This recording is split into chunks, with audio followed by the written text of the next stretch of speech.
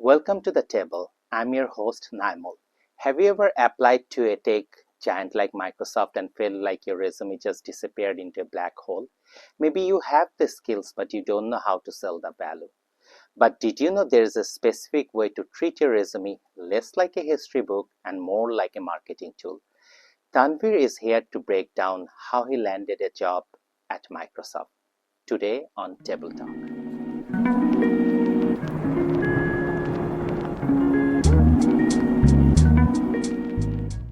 Welcome to our table talk. Congratulations on the new role. It's a huge achievement, and also congratulations on completing your master's in management analytics from Queen University.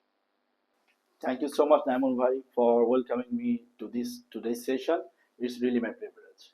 Thank you. Before we talk about where you landed, I would love to go back to the departure, where you were professionally when you first felt the itch. At the moment you realize you're outgrown your role and it's time for an upgrade. Please introduce yourself and tell us the origin story. Sure.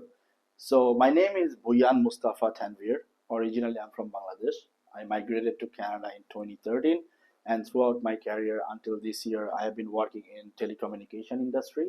In Canada, I work for Rogers and TELUS as different project management roles. Before changing my employment to another organization, I was working at TELUS as project manager and senior project manager for mission critical environment facilities, as well as for the Open RAN, Open Radio Access Network, which is the most up to date and advanced radio access network technology all over the world. And I was really privileged to be the project manager to implement the first ever Open RAN in Canada. So I was very happy with what I was doing. However, closer to 2022, early 2023, I realized a huge change in the industry, in all the industries, and specifically all technology industries, with the revolution of AI and how AI is leveraged in multiple domains. So that created a curiosity, first of all, within myself, that what is AI, what is machine learning. I had no idea whatsoever. So I joined some courses. I spoke with some of my colleagues who are expert or knows better AI than me, and gradually I started to look for opportunities, each and every opportunity, to first of all know what is AI and then how to use in my current job. With that hunger within me, I started a master's at Smith School of Business of Queen's University in 2024, which I completed in 2025. And the master's was all about on management analytics. It's called MMA. And it was a fantastic complement to my technical background and my previous MBA credential. And that's how it started, to put myself in some sort of challenges, more challenges, and stretching myself to know more about the industry and know more about myself as well. That was the itch, that was the initial trigger within myself. Once I completed it, and before even completing the masters, I started joining various seminars by Vector AI, and whenever I got any opportunity to know expert people, smarter people than me, I never lost any opportunity to socialize with my peers, be it at TELUS or at Queens or at Vector AI. And then I knew that if I can improve myself, if I can feature engineer myself, then I can have an opportunity to penetrate the market. Once I completed my master's, then I found myself a bit upgraded in terms of knowledge and understanding of the overall industry.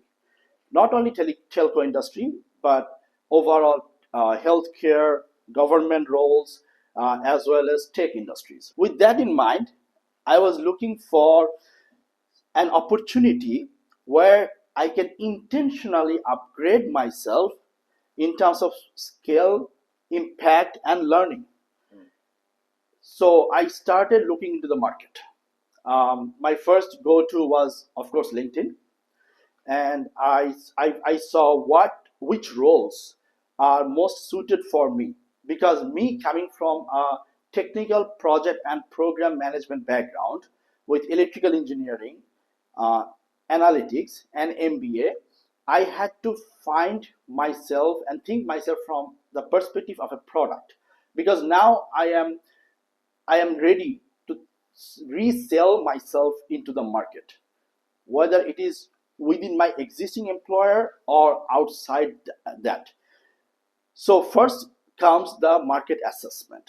So I will break it down into market assessment and then developing myself as a product. So for the market assessment, first of all, I had to understand what the market wants, not what I want. And I found there are lots of opportunities for roles like technical program manager, transformation leader, AI and analytics manager, critical environment program manager, those roles. So I sorted those out, and then gradually I made a plan to prepare and develop myself, and to design or engineer myself as a product suitable for the market, so that I can attract my target audience, in this case, which is the employers. So I started applying into different roles from March 2025, and I started learning. At the beginning, I didn't have much success. I was just going through usual process of customizing resumes and cover letters until I learned more, and that's how it all started. Thank you. Thank you. Okay, great. I remember you mentioned in another conversation that you had to tweak your resume to make it stand out. If we looked at your resume before and after you fine tune it for Microsoft, what is the biggest difference we would see? The biggest difference I see is my own perception, and how an employer would like to see myself as a product on the resume. So I was always focusing on describing my projects, my knowledge, my skills, and abilities. But that did not help me break into the market. So then I started quantifying what I did at my employer, and what I'm capable of. So there are two things. One is my ability, and my passion, and also the outcome. Outcome is very, very important, because it shows the impact I can make to an unusual process. So in a nutshell, I went from a descriptive resume to a quantifiable resume, which makes more impact to the employers. Got it. Very good. Let's delve into the details. Could you walk us through each stage of your interview process? What did the journey from the initial screen to the final round entail? So as I was applying for different jobs, I shortlisted, as I mentioned earlier, few industries, because I cannot just apply into all the industries. There are thousands of job opportunities within and outside Toronto every day. So I shortlisted technology, telecommunication, healthcare, and public sector. So as I was starting to as I started to apply into different roles, I found out that there has to be a good balance between what I have done so far, what I am expert of, and what I want to do. So in some way, I had to reflect my passion into my resume and all my job applications through both resume and cover letters. That what I'm passionate to do, what impact I will make. So gradually, as I was applying into multiple roles, finally I started to get some calls for interviews. and one of the calls was from Microsoft Canada. So the first step started with a screening process with a recruiter, and then it was followed by 5 layers of interviews. So the first interview was with the human resource manager. All the other 5 interviews were conducted by different management professionals and directors of Microsoft inside Canada and outside of Canada. One of them was my hiring manager. So as I completed my first layer, which was with the human resource manager, I started my I tried my level best to explain myself and explain my passion to make the human resource manager or the recruiter understand what I'm capable of, what vision I have. Then I got the good news that okay, I have been selected from the first round of interview. Now I have been invited to 5 more interviews.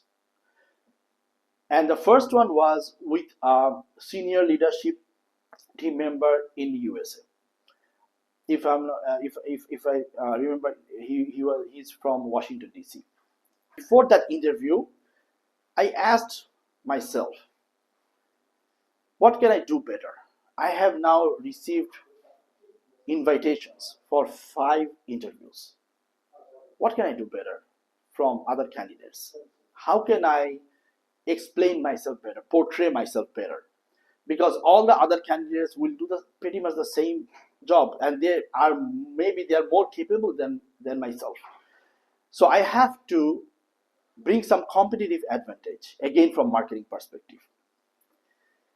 How can I do that? So on the very first interview, before the very first interview, I asked myself, what can I change into my usual introduction? So there I brought a small change, a small tweak, because every interview starts with the interviewer introduces him or herself and then asks, okay, can you please introduce yourself? And because they have my resume, they have my cover letter, they have my LinkedIn profile, everything. Perhaps they have already gone through those. So there is no point to just iterate those again. What I came up with is, from a product sales perspective, I created a tagline for myself. And that tagline incorporated multiple visions. One, my vision. Two, the job's vision. Three, Microsoft vision. And all of those were backed by what impact I can bring.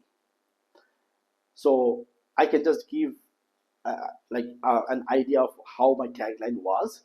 So it was like, before I introduce myself, I asked that if you allow, I would like to start with my favorite tagline, which I really believe for my own growth and potential. And the tagline was something like that: hard work delivers the results. And when it is equipped with integrity and collaboration, it brings out positive transformation, operational excellence, and a stronger team. See, that what I realized, that it worked as an icebreaker. I saw the eyes lit. That the interviewer really liked it. Then I started introducing myself, who I am, what I do, what's my vision, how I can make impact within 2 minutes. And then I was asked more questions. Most of the questions, some of the questions were technical, but most were situation based. To answer those situation based questions, or overall all the questions, I never took more than 2 to 3 minutes to answer any question. If I needed more time, I asked for a few more seconds, or up to a minute. My strategy was to answer all the questions into star-R technique. And we all know this, but again and again, it is very effective. So those who doesn't know, star dash R is can be elaborated as situation, task, action, results, and very importantly, reflection. Because me being a project and program manager, I have managed hundreds of projects, and I have learnings from all those projects. So from to deal with any situation, I can utilize those learning to understand the situation. It is very important for me as a project manager that I understand the situation. I know what tasks to do or tasks to do to implement that, what actions I must take, and that incorporates which stakeholders to be engaged. Finally, after doing all those, what result I got. Not all the projects are 100% successful. They could be over budget, under budget, overspent, schedule delays, so on and so forth, partial execution, not 100% capitalization. So that tells the result. But I would always end my answers with the last R, which is reflection. What did I learn? How did I use that to the next project? This really shows the interviewer about my capability of understanding what I'm required to do, what I'm doing, how I can change it to make a better impact. So this is how I answered each and every questions, and I never guessed anything. I was always open to ask as many questions I wanted before I really knew what the interviewer is looking to hear from me or know from me. Um, the answers, I always try to quantify them as in terms of results. Like for example, in one project, I could have 10 different stakeholders by using three different technologies, and I had a process improvement of 70%. So quantifying everything, minimizing human errors by 85%, something like that. Quantifying. So quantifying is very important, and because those numbers stay in the mind of the interviewers. And one very important thing that I learned from the interview is that always use I instead of we, because any new employer is hiring you, not your previous employer or not your previous whole team. So it is you, it is I. So what I understood, what I did, what I obtained, what changes I made to get better, better, and better every project. So that's what I really showed. And also I showed that I am flexible, I'm adaptable, because every employer, every organization is different in terms of their culture, their process. So if I'm not adaptable, if I'm not flexible, I cannot get assimilated within that organization and cannot contribute to that organization. So I really showed my passion, that I'm passionate to work for that employer, and I'm really flexible. I'm flexible to change my thought process, to change the way I work, to change the number of hours I put into uh, every project, to change my day-to-day lifestyle, and also how I can increase my adaptability. And last for but not the least, it is very important to give some pauses within the interview, um, to make sure both the interviewer and the candidate get some time to reset themselves, understand and absorb the information. Thank you Tanvir, this was really eye opening.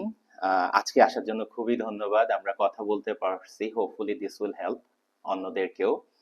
আমি মানে learn a lot from you in there, like how you, তুমি নিজেকে marketing মানে পুরো ব্যাপারটাই দেখা যাচ্ছে কেমন করে নিজেকে মার্কেটিং অ্যাজ এ component হিসেবে ইউজ করছো, not like using the your resume is just like look at my resume, this is what I did, and quantify. That was a great idea. Means every job you didn't just give a broader brush, তুমি actually বলতে পারছো। I think so that will be helpful other people যদি ইন্টারভিউতে যায়। And at the end, another thing you always said, I think so this is important and you nailed it, like answering and in between answering, giving the pause to do the reflection. যে তুমি এতক্ষণ কি বললা and how they're taking it, looking at their expression. I think so that will be helpful. But again, thank you আজকে আসার জন্য। Thank you so much Namul ভাই। আমি খুবই খুশি হব যদি আসলে আমার এই ফিডব্যাকগুলো কারোর কাজে লাগে। And I am always open to B contacted. কেউ যদি রেজুমে বিল্ড আপ করতে চায় বা কেউ যদি একটা ইন্টারভিউ কল পায় কীভাবে নিজেকে প্রিপেয়ার করবে, one thing I can tell that all the candidates or everyone out there who is looking for a new role, that make the best use of AI.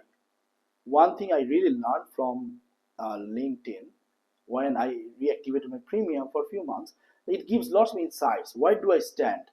আমার রেজুমিটা কি if I am within the top applicants, what needs to be changed, what needs to be quantified, who the other people, what are the other roles of the people that are also applying for this role. So এই ইনসাইটসগুলো জানা খুব জরুরি, তখন বোঝা যাবে যে আমি কোথায় স্ট্যান্ড করি ওই টোটাল পুল অফ ক্যান্ডিডেটসের মধ্যে, and how I have to make myself stand out. So think anything.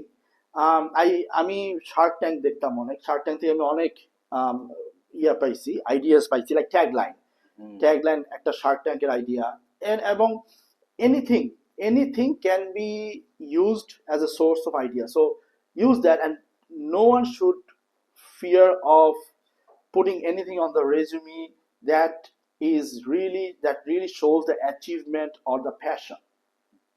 Go ahead, show that. Make the best use of analytics, AI, and even though we think that the economy is down and there are not a lot of jobs, but actually there are a lot of jobs and there are employers who are actually looking for you, the right person, and you could be the right person if you place yourself. I personally feel there were lots of more capable candidates than me in that interview process for Microsoft Canada. But why they chose me, I cannot tell the answer. First of all, I meet all the skill sets and the qualifications. But number two, what I think that I placed myself differently than others. That can help. It worked very well for my case, and it can work for others as well. So, and once again, Naimul, thank you so much for facilitating this. Thank you. And I am always available to help anyone for the market penetration and like job penetration strategies or interview techniques. No, thank you.